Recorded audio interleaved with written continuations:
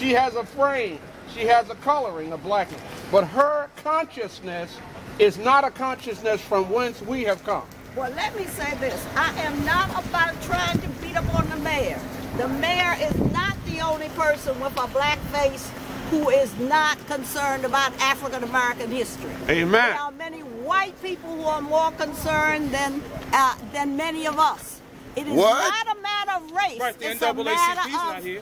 It's a matter of talking about American history. What did this country go through in order to make sure people would have equality? They come from all over the world, of every nationality, to be equal. And if you can't have your own citizens recognized, then how are you going to help the rest of the world with that? Mr. Nevedon, why are you here? What's your take on this? I'm here in support of Dr. Helena Hicks. I mean, I remember as a child coming down to Reed's and us being able to buy goods with my grandmother and grandfather who helped raise me.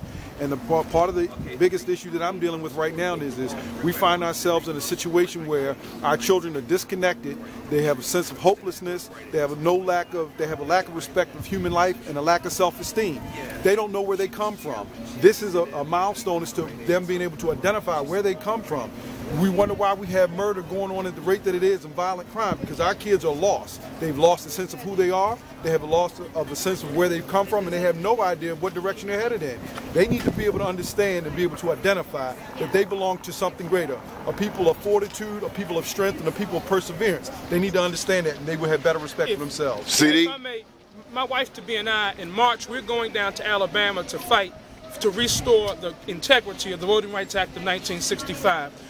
All of the rights and freedoms that were gained during the American Civil Rights Movement are currently under attack. There are pushes for voter ID laws in states like Pennsylvania and in other parts of the country in the South. This is nothing more than a continuation of a pattern and an attempt to destroy history so that our young people don't have the opportunity to educate themselves. When we look at Hollywood and we look at the movies, the only movies that get Grammy Awards are movies that show African Americans in subservient positions. But we're here today to stand up. That is why we're here today, to celebrate the legacy of a people who took a stand. We were not subservient. Not all African Americans were maids and butlers. Some of us were lawyers. Some of us were doctors. Some of us took courageous positions like Dr. Hicks. So we're here today to show our young people another side of our history.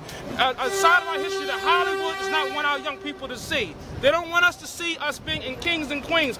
Africa wasn't just poverty-stricken. It wasn't poverty-stricken until the Europeans came and took all of the resources from Africa. We come from kings and queens, and we've got to celebrate our history.